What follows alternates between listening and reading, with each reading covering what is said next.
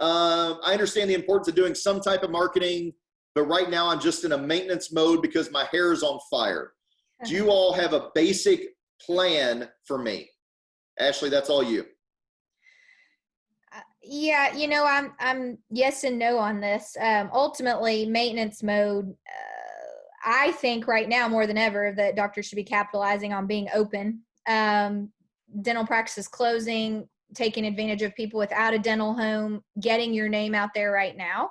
I believe is critical. Maintenance mode could mean a multitude of different things. So maintenance mode to one doctor is going to mean something different to another. But yeah, I mean, we have entry level plans. If that's where, we decide together that you need to start. Again, it's all based around goals. If you call and tell me you're looking to maintain and you've got X amount of % from referrals and insurance that won't dissipate, yeah, perhaps we start with something a little more entry level or not as robust and then work our way up, just like I showed you that good, better, best.